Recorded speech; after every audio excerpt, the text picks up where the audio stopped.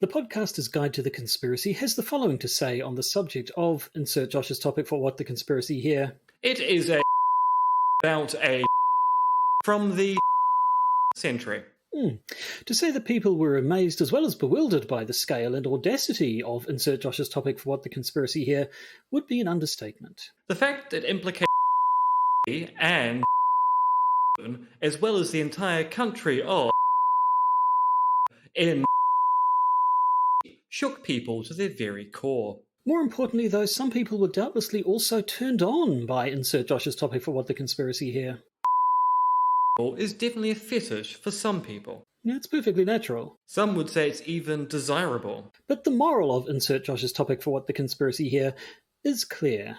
Never when in unless which are words we should all live by. Possibly the wisest thing the good doctor's ever said.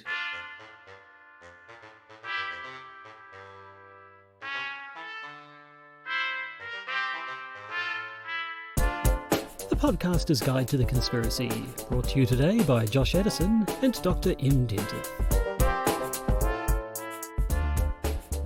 Hello and welcome to the Podcaster's Guide to the Conspiracy. I am Josh Edison, locked down in Auckland, New Zealand. They are Dr. M. Dentith, free as a bird in Zhuhai, China. And suffering from a case of deja vu. I feel like we've done this preamble before. Well, it's possible. We've been experimenting with different recording technologies this evening. And also you were locked down last week as well. That's actually true. Yes. No, the lockdown continues from where it was before. The case numbers continue to rise as we knew they would. Hopefully within about a week they'll have plateaued and we won't be getting any more cases because everyone's being good little citizens and staying put. But we will still have to wait and see, I think.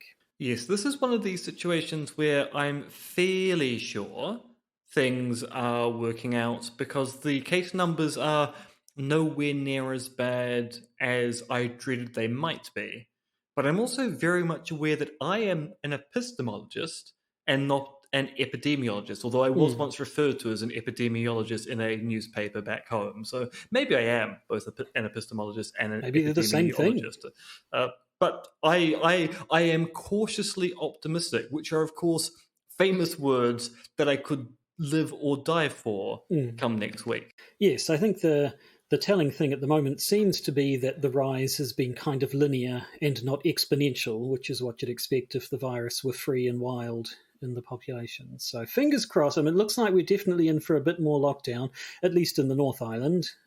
Things might ease up a little bit down south, given that there have been no cases reported there. But yes, certainly I'm probably going to be. Some COVID-19 in the wastewater in Christchurch? There was one. Yeah, there was one instance of COVID being detected in the wastewater, but they think it was probably a person who came into the country infected and had been released from quarantine, and there might have just been some residual virus in their system or something. So I don't know. I imagine that they'll be checking again, and if it shows up again, that will probably be cause for concern. But I think that just that one thing can probably be accounted for. But anyway, we're still very much at the wait-and-see point.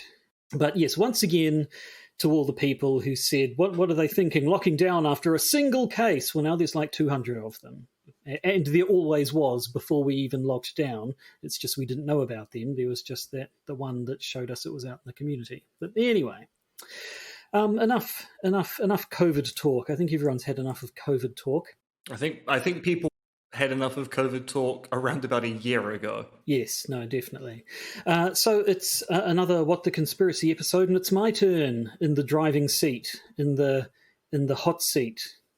We never did quite work out if I'm the one in the chair, meaning that I'm the one being grilled like it's an episode of Mastermind and you're the host, or if it's the other way around. But it doesn't matter, because it's not Mastermind, it's What the Conspiracy, and I'm going to be introducing M to a conspiracy that I'm hoping you haven't heard of, but again, who knows? Who knows? Well, precisely. I mean, I am the expert in the field. So well, exactly. There's always the possibility you'll go, what the conspiracy? And I'll go, no. What the conspiracy, Josh? What the conspiracy? Try to pull one over on me. What the conspiracy, Josh? Right. Well, I said good day, sir. Yeah. I said good day. Good day. Play that. Good day. I said good day. It's time to play What the Conspiracy.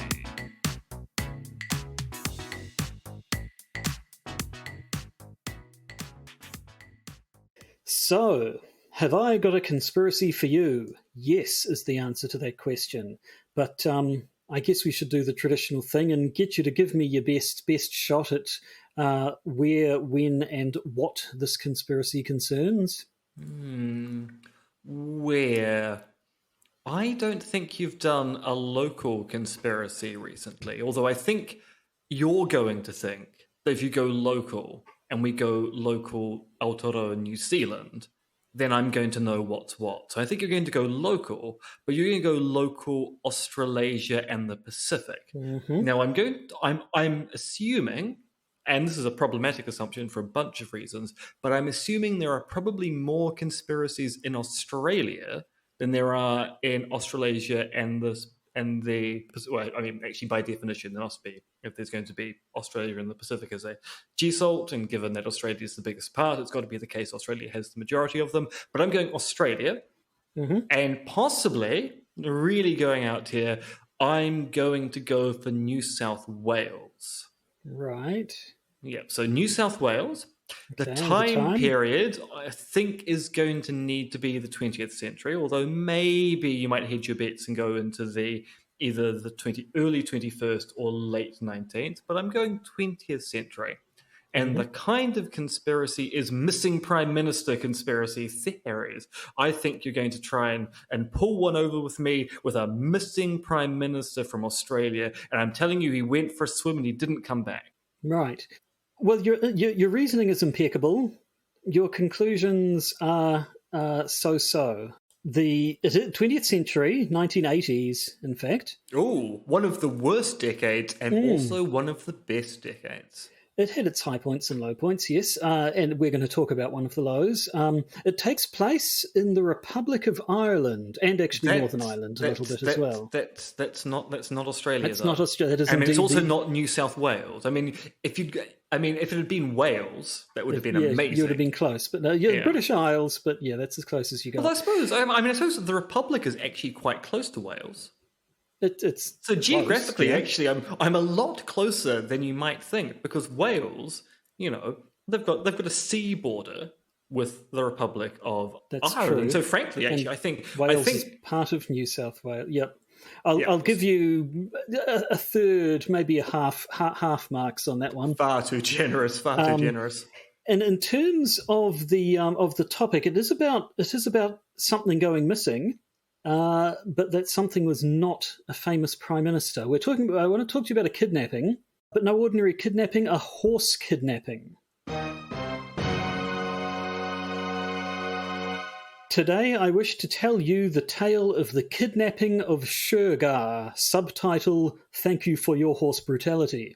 Sorry, no, wait. So please do that joke again. Do I need to do it again? Yeah. I'm going to tell you the tale of the kidnapping of Shergar. Subtitle, Thank You for Your Horse Brutality. Well deserved. Now, it was interesting, actually. I basically, last week, thought, okay, I need to come up with a topic, did a bit of Googling on what are some obscure conspiracy theories. This one came up, so I started doing a bit of reading and thought, oh, yeah, this looks good. And then in reading about this topic, I discovered that there has actually been a podcast on this very topic released just this year, just a few months ago.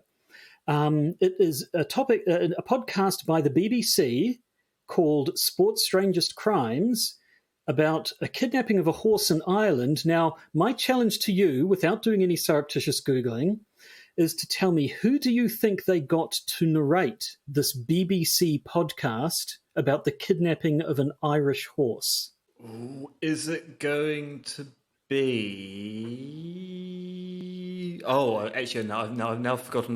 So I'm going to go with the obvious option the BBC always goes for, which is Stephen Fry. But at the same time, I'm also going to go for the obvious reference to last week, Sean Locke. No. We'll come back to this, as long as you promise not to Google it while I'm talking. Is it Ardale, I can't remember how his last name goes, Dougal from Father Ted? No, it's not him either, I'm afraid. No, Is it it's... what's his name from Black Box? I'm going to place money on the fact that you won't get this answer unless you've been surreptitiously Googling. Right. And if you Is do get it it right, I'm just... Queen Elizabeth II? I'm going to go for a No, big it's punt not. here. No, actually, no, bigger punt. No, Pope bigger. Francis. You'd need a bigger punt, I'm afraid. Pope Francis. No. Okay, no, we'll come back to... we'll come back to George it as we W. go. Bush. No. Okay, Donald Trump. No. Horse racing. Horse racing, I don't know a lot about horse racing or the country of Ireland, but apparently horse racing is quite big in Ireland, or at least it certainly was in the 1980s. And obviously in the 1980s, Ireland was not in a great place. The troubles were in full swing. The economy was not doing particularly well. And so a champion racehorse, like the one we're about to talk about, was kind of a figure of national pride. And so this whole affair became quite a big deal. So the horse in question is called Shergar. He was born in 1978 in County Kildare in Ireland. One quick yes? question. So what D&D class is Shergar? Because it certainly sounds like a random monster name that's been generated from a table. Bit. I don't know. Was it Shergar the Magnificent? Just about, yeah. So remember, actually, no, you won't remember, but our listeners will remember a few What the Conspiracies ago when I talked about Patrick Ewing. And how talented and sought after he was. Shergar was basically the Patrick Ewing of racehorses. Or in fact, this was happening around the time Patrick Ewing was probably just getting started in his basketball career, so it'd probably be more accurate to say Patrick Ewing was the Shergar of basketball players. Or indeed, since they were around at the same time, and I never saw photographs of the two of them together, it's entirely possible Patrick Ewing was Shergar the racehorse, but I don't think that's ever been proved. So we'll move on. Shergar started racing in 1980 when he had some very strong performances, but really hit his stride, literally and figuratively, in 1981, winning, among other things, the Guardian Classic Trial, the Chester Vase, the Epsom Derby, the Irish Derby, and the King George VI and Queen Elizabeth Stakes. Sorry, out of curiosity, were those stakes, were they Chevalier stakes by any chance? No, it's Stakes, unfortunately. Also, I'm just going to add this in for my own pleasure. Fair enough. Well done.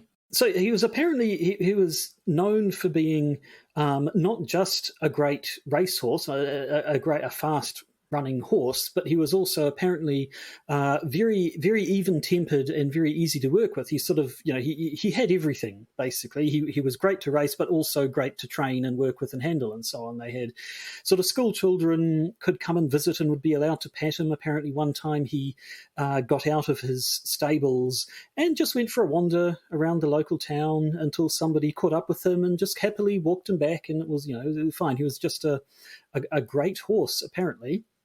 And of course, he was a very, very valuable horse. He was owned by the Aga Khan, which is the title, a title given to the Imam of one of the major denominations of Shia Islam, who then and now was Prince Shah Karim al-Husseini. Now, I'm aware I just said the word Khan, and I'm going to be saying it a lot this episode, so off you go, get it out of your system. Very good.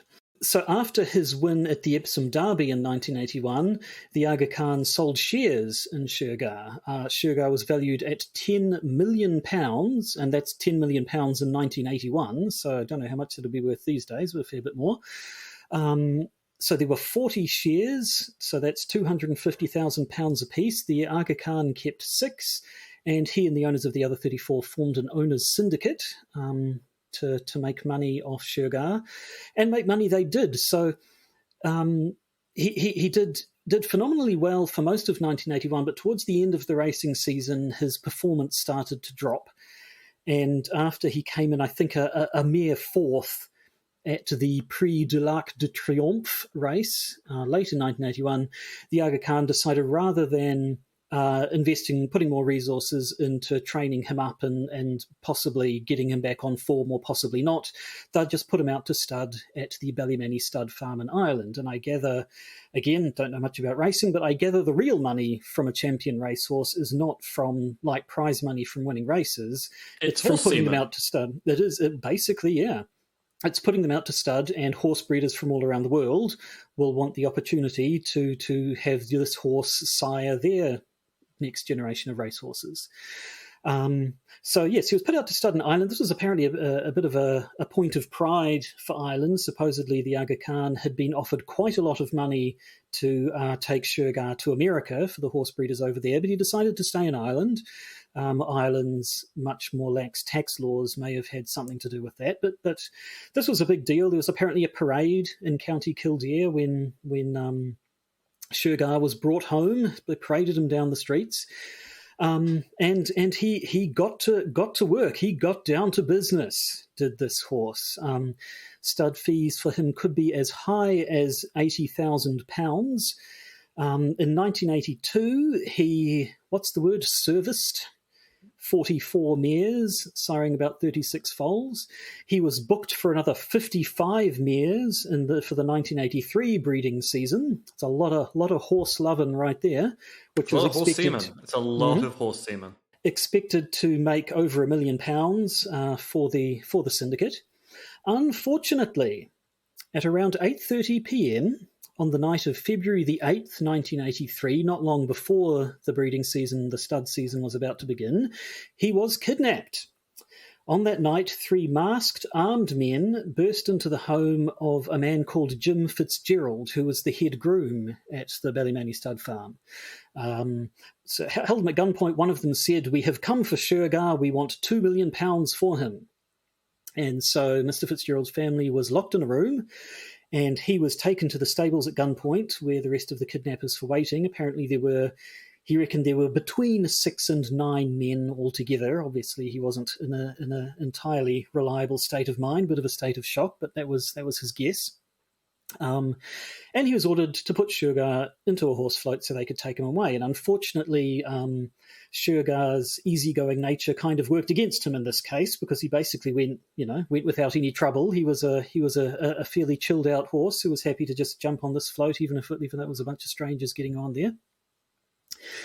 And away he went. So one lot of this group drove Shergar off. Meanwhile, Fitzgerald was taken off in a van, made to lie face down so he couldn't see where they were going, and was basically just driven around for a good wee while just to stall, basically, so that he wouldn't be able to raise any alarm.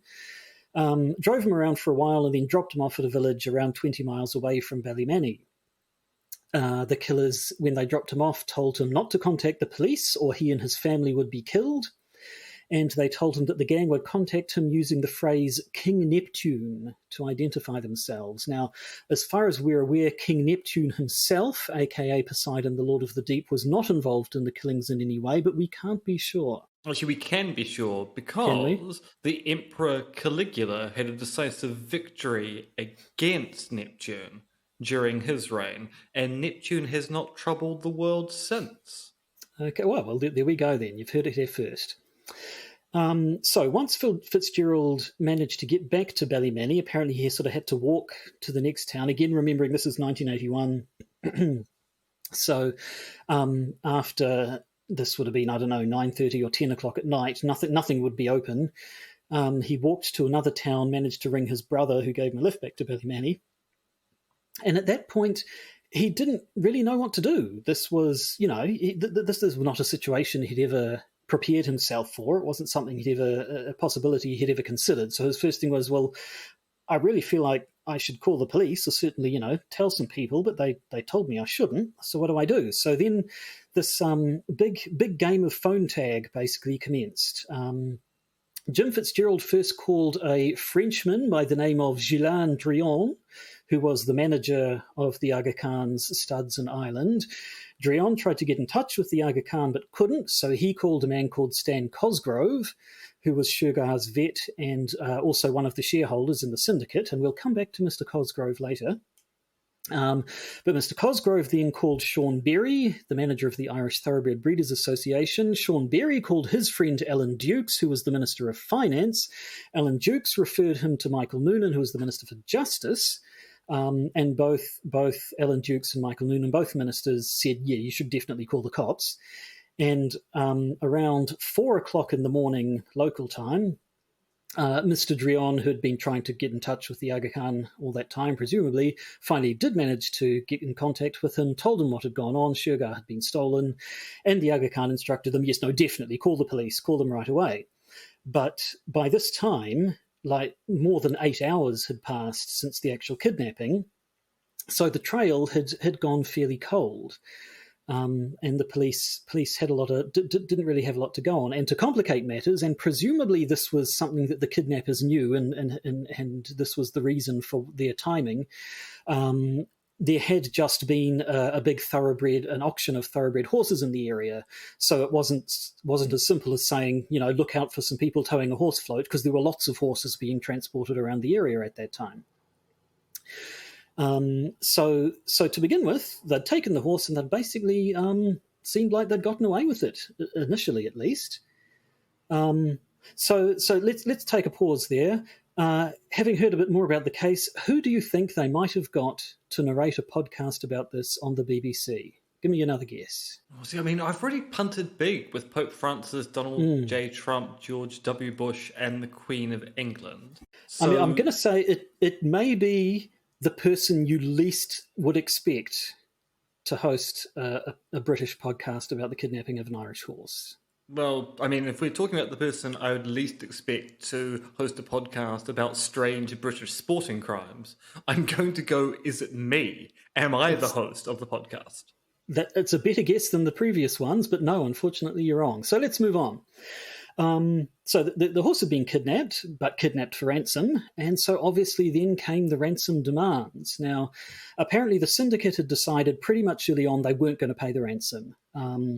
They were basically afraid that if they did, that would set a precedent. And obviously, if you're rich enough to drop £250,000 in shares on a racehorse, you're probably rich enough that you actually own a lot of horses, and certainly the Aga Khan did, and I imagine a bunch of the other people did as well. So they didn't want to basically paint a target on any of their other valuable horses if it was shown that kidnapping a racehorse was a way to make a lot of money.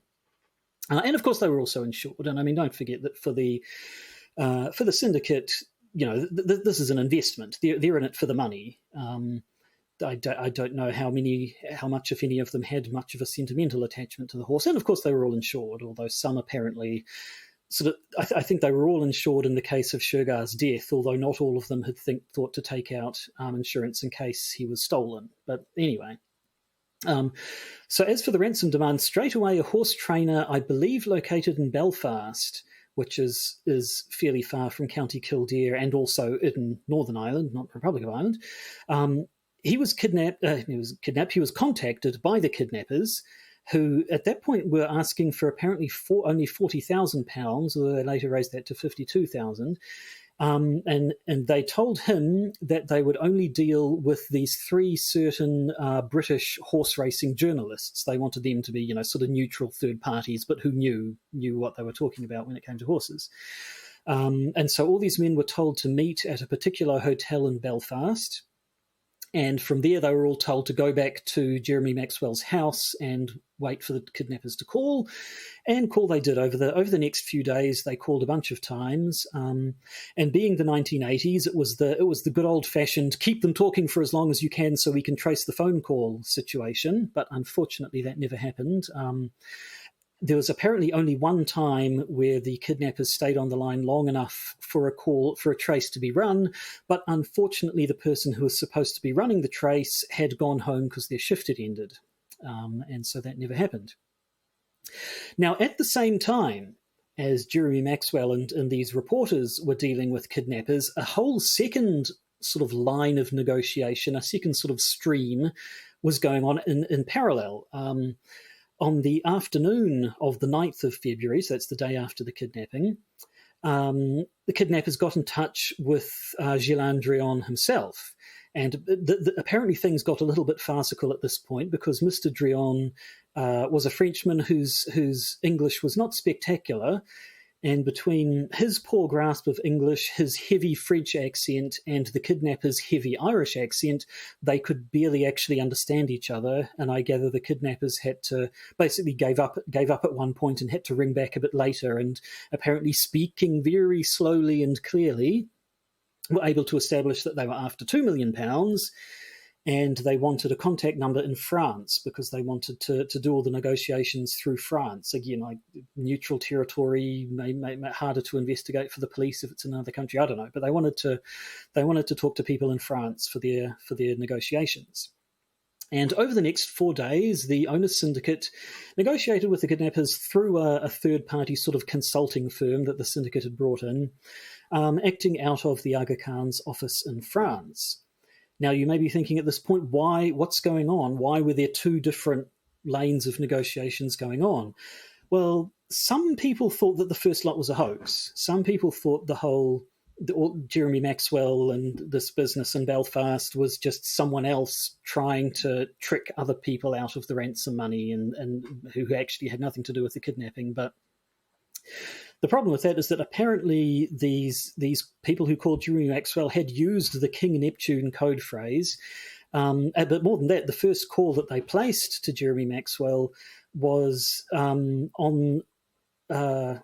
it must have been on the night of the 8th, because it was actually they got in touch with him before Jim Fitzgerald had got back to Ballymoney and been able to tell anyone about the kidnapping in the first place. So it does seem they were genuine, and so people then thought, well, perhaps it was all just a distraction. That these were fake negotiations, but the whole point of it was to get the media and the police looking at what's going on in Belfast, what's happening in this hotel, what's going on in a completely different part of the country, to make it easier to move Shergar around to whatever safe house they had him at, and throw them off the scent of the real negotiations. That would suggest a fairly complicated plot then, because if your plot is not just we've kidnapped a horse and we want a ransom, but we also have a cover story so that people will be investigating a kidnapping plot in one location, whilst we actually do our negotiations and our transfer in a completely different location.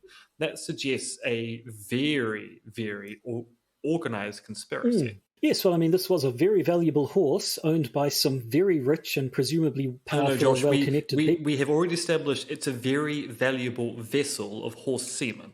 Yes, a very, very valuable semen delivery system. Or at least, actually, no, not just a delivery system, a production system. Production site, yes. Yeah.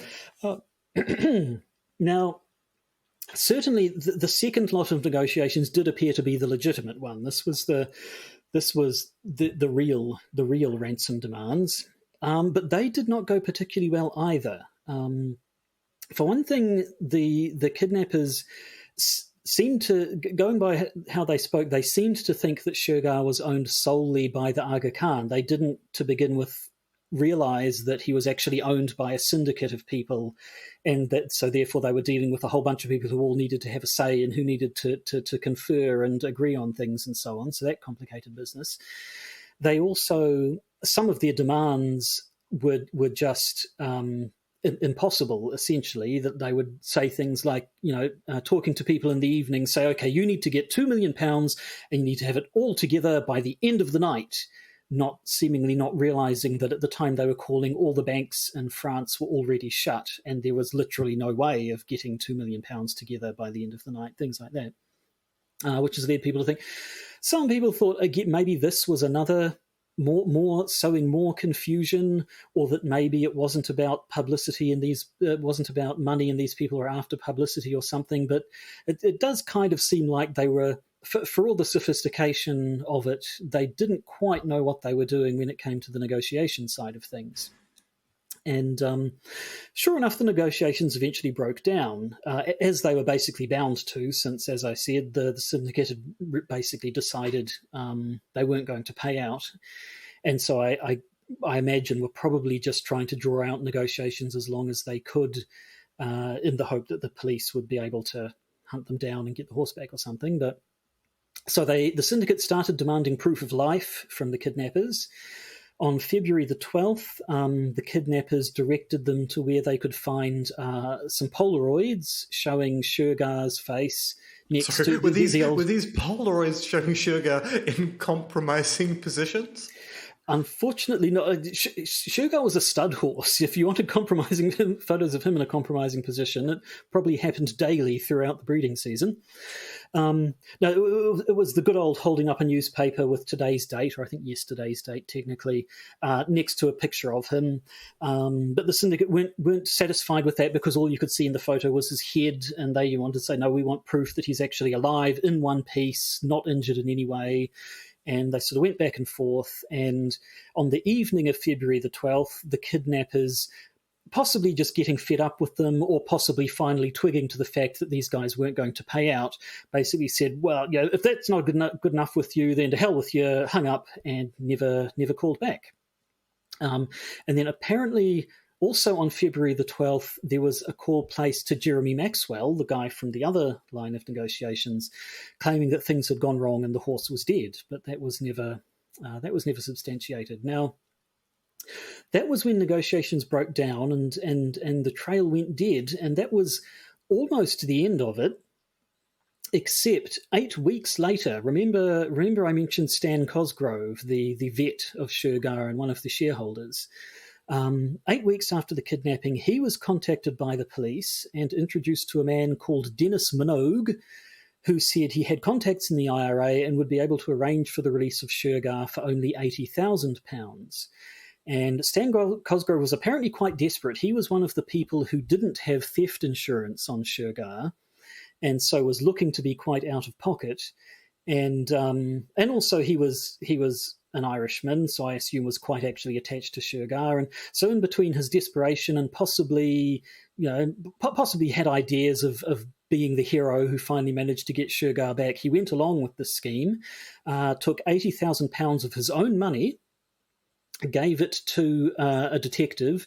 The detective locked the money in the boot of his car, or trunk if you're American, with the idea that Minogue would arrange for the release of Shergar. Once Shergar had been got back, the detective would then hand over the money to Minogue. What actually happened was that night somebody broke into the detective's car, stole the money, and Dennis Minogue was never heard from again. So that seemed to be very much just an opportunistic scam, like people had suggested the other one was. And so that's basically all we know about the Shergar kidnapping. So now might be another good time to have a break and ask, who do you think the BBC got to narrate a podcast about the kidnapping and disappearance of this famous Irish horse? Was it Boris Johnson? It was not Boris Johnson. Right. Further afield. Well, I was going to say, was it ex-Prime Minister David Cameron? It was not. I can tell you, it was not an ex-Prime Minister. Right. So what about the current president of France, Emmanuel Macron? I can tell you. I can rule out the entire country of France. No Frenchman. Angela Merkel? Not Angela Merkel. No. Viktor Orban? No. Not a world leader. What about a minor despot? No, I'm going to say no. Is it the ghost of Charlie Chaplin?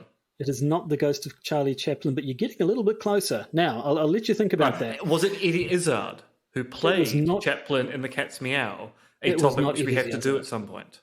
Yeah, we do actually, yes. No, I'm afraid it wasn't. So, moving on. So, the question became, of course, who was behind the kidnapping? Now, obviously, the media was following this case fairly breathlessly, but once the case went cold and the police had no leads for the media to report, apparently the first police officer they had fronting the investigation was a bit of a character, but was quite upfront about the fact that they had no idea and no leads on. So, no Josh, clue at all. were you saying that the person leading the investigation was horsing around? A little bit, yes. He eventually got replaced, I think. But anyway, the point is that once the... are you saying that he got sent to the glue factory? You could say that, yes. And after that happened, and once the media had no official leads or anything to report on, they started basically publishing a lot of speculation and people's theories about what had gone on. Some people thought a Middle Eastern horse owner had stolen Shergar for his own breeding purposes. Some people theorized a link to the mafia in New Orleans specifically. Supposedly someone came up with a link there and suggested that they had kidnapped Shergar as revenge against the Aga Khan for another horse sale that had gone bad in the past or something. Some people suggested Colonel Gaddafi, who was not the narrator of the BBC podcast, just to cut you off there. Colonel Gaddafi may have been... I was never going to guess him as the narrator because he's dead. Well, that didn't stop you with the ghost of Charlie Chaplin. Suggested that maybe Colonel Gaddafi, it was some sort of a part of an arms deal with the IRA. Shergar was something that he wanted in exchange for arms, but none of those I don't think was seriously entertaining. The IRA, though, were right from the start and have remained to this day the main suspects. The IRA were in need of a lot of money. Apparently, the whole thing they did of going for political power via Sinn Féin, plus being the IRA and all the violence and the what have you, was fairly expensive. Political campaigns cost money, and so do guns and bullets and bombs. And so £2 million ransom would have been very helpful for them. But obviously they have denied everything, and nothing ever came of that. But in 1999, a man called Sean O'Callaghan, who was a former IRA member who later turned informant for the police, published his autobiography. And in that, he said that the IRA were behind the kidnapping, naming a man called Kevin Mellon, possibly Kevin Malone. Do you pronounce it Malone if there's no E on the end? I don't know. I don't know my Irish names, unfortunately. I'll say Kevin Malone because it sounds nicer. Who was a high-ranking member of the IRA, a bit of a notorious figure himself. Apparently, he had a couple of quite high-profile escapes from prisons in the past. But they said that he had come up with this idea in prison, and he was the one who put the whole plan together. Now, according to O'Callaghan, Shergar was killed within days of being kidnapped. But the IRA kept up the pretense that they still had him alive to try and still get the ransom money. So the story that O'Callaghan heard, he doesn't claim to have been involved in it, but had heard through his IRA channels that what happened was fairly early on they weren't able to control Shergar. He might have been easygoing, but there are limits. And eventually Shergar sort of went a bit wild and injured himself, and they ended up having to euthanize him. And according to him, the operation had 3 teams. One team were responsible for guarding Shergar. There was another group of people negotiating with the Aga Khan, and a third group who were indeed responsible for the negotiating happening up in Belfast, which was, as some people had suspected, all just a distraction to keep attention away from what was really going on. This is all very plausible, but we only have Mr. O'Callaghan's word for it. There's no actual evidence behind this, and obviously the people who he claimed were involved have all flat out denied it. Then a little bit later in 2008, the Sunday Telegraph newspaper published information from what they called an impeccable source. This was an anonymous IRA member who claimed to have been a close friend of one of the kidnappers, who, speaking to the Telegraph through an intermediary, said that while the kidnapping of Shergar was an IRA plan with Kevin Malone at its head, O'Callaghan hadn't been given the whole story. So supposedly the real story is, the first interesting detail was that the IRA had arranged for a vet to look after Shergar while they were holding him, but this vet told his wife what he was going to do, and she told him that if he went through with it, she would leave him. And so he bailed out and they had no vet. But nevertheless, Shergar was not out of control. His easy temperament remained intact. He didn't injure himself. And in fact, once the kidnappers had realized that the syndicate wasn't going to pay up, they decided to cut their losses and just release him.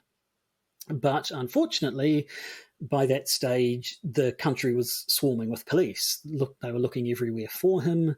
Kevin Malone himself was, as far as he was aware, under very close surveillance, and so it was just they couldn't see a safe way of releasing Shergar without getting caught, either leaving the place where they were holding him or being caught on the road somewhere, and it all getting back to, the whole point was they wanted to be able to deny all knowledge of it and not have it traced back to them. And so Malone decided that because there wasn't a safe way for them to release Shergar, the only thing they could do was kill him and hide the body. And so, according to this IRA source, the quote was, "Shergar was machine gunned to death. There was blood everywhere, and the horse even slipped on his own blood. There was lots of cussing and swearing because the horse wouldn't die. It was a very bloody death." Because unfortunately, to slaughter a horse humanely, you kind of need to be a vet with the right equipment, not a couple of IRA guys with machine guns. And so the story goes that this gentle and beloved animal unfortunately suffered quite a horrible, brutal death. The only upside to which is it justified the horse brutality pun at the start of this episode. So I don't know if it does justify that. Doesn't? That pun? No. Well, I mean, it was if they'd let him go in the end. Anyway, so this source did not know where Shergar was buried, and apparently over time there have been, occasionally people will find the skull of a horse or something and wonder, oh, maybe I found Shergar's body, but they had his hair and presumably other DNA remains of him, but it's never been found. And so once again, this is the story that's come out, but the IRA and everyone named have always denied responsibility. No arrests have ever been made because there's never been any actual evidence.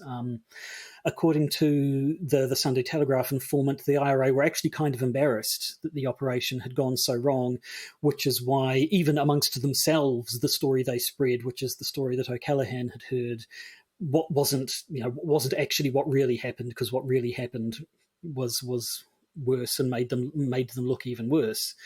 And I think they also underestimated a little bit just how much the Irish public cared about Shergar and his fate. So, it would have been very bad PR for the IRA were it to be shown conclusively that they were behind the bloody death of this nation's beloved horse.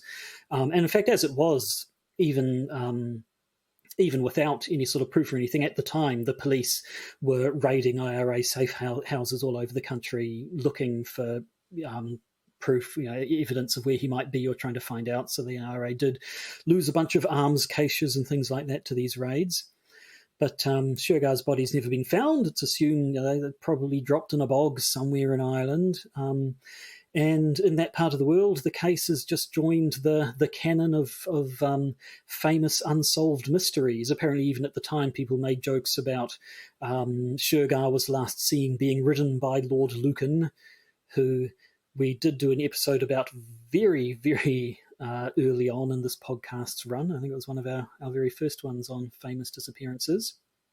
But that's the story of the kidnapping of Shergar. So now we've come to the end. With everything you've heard today, what is your guess for the person who the BBC got to narrate the podcast about the kidnapping of an Irish horse, possibly meeting a sticky end at the hands of the IRA? Was it one of Shergar's offspring? It was not a horse. Well then, my only final guess is... So I should be kind of a drum roll here, which is actually just me vamping because I'm really got no idea whatsoever. My final guess is going to be Horace Walpole. No, the person. If you go, this is not a lie.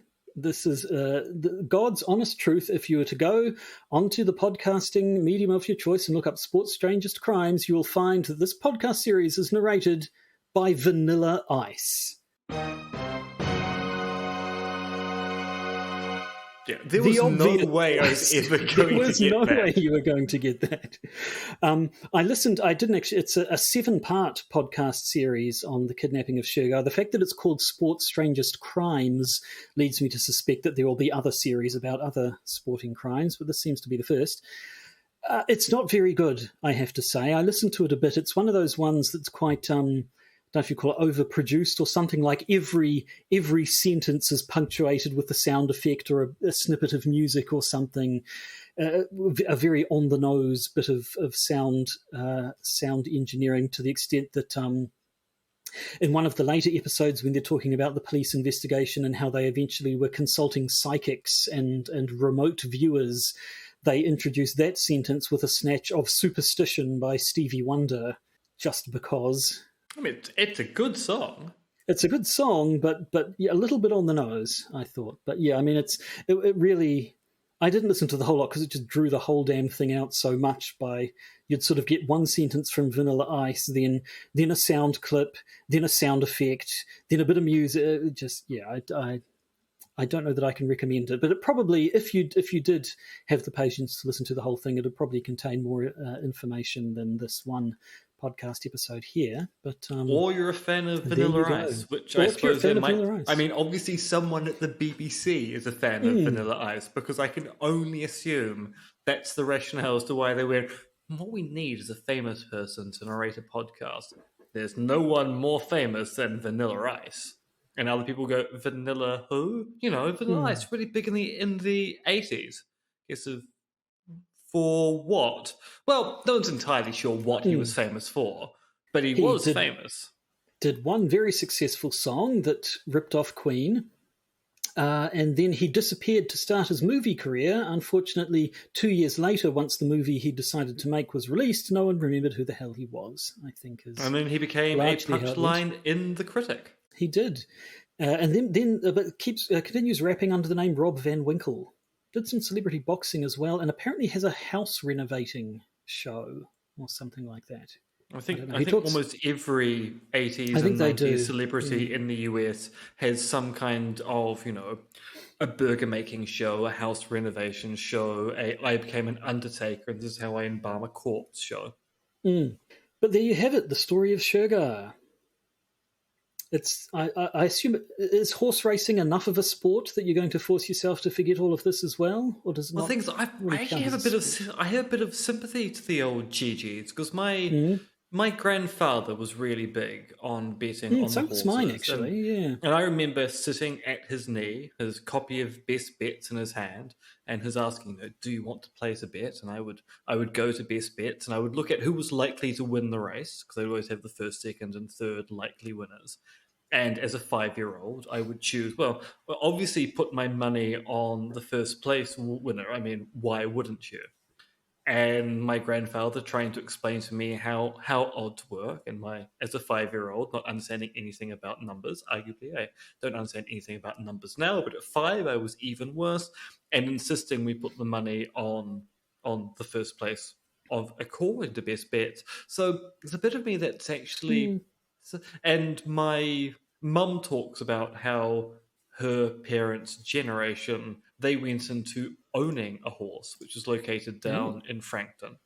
So there's a bit of horse racing in the family. So I will remember the story, even though this Charles Ewing basketball thing that you mentioned earlier on rings no bells whatsoever. No, I didn't imagine it would. So there you go. That is the end of the episode for you, but not for you if you, I'm referring to, is one of our patrons, because of course we have a bonus episode coming up after this. What are we going to be talking about there? Well, we've got some updates on those lockdown protests that have been going on across the country. A mysterious group of people meeting in a mysterious location, talking about mysterious things, which is all the more mysterious because the people who research these mysterious people have no idea about these mysterious people. We'll probably make a joke about how Hobby Lobby is probably going to be indicted once again for trading in terrorist antiquities. A horrible story about the NZSIS, and then, of course, an update on that old Havana sound. So if you're interested in hearing all of those, and you are not currently a patron, you can become one at patreon.com by searching for the Podcaster's Guide to the Conspiracy and signing up. If you are a patron, good news! You get it anyway, but you probably already know that because you're already a patron. And if you're not a patron and you don't want to be one, well, thank you for listening to our story of the kidnapping and death of a beloved horse. And I hope, if you're an animal lover, this did not traumatize you too much. And if you happen to be someone who was involved in the kidnapping of Shergar, please do get in contact so that we can reveal that to the world. But until then, I think it simply remains for me to say goodbye. And for me to say, yeah, yeah, yeah. I almost made a horse noise myself, but chose not to. Now I must talk with the dolphins. You've been listening to Podcaster's Guide to the Conspiracy, hosted by Josh Edison and M. Dentif. If you'd like to help support us, please find details of our pledge drive at either Patreon or Podbean. If you'd like to get in contact with us, email us at podcastconspiracy@gmail.com.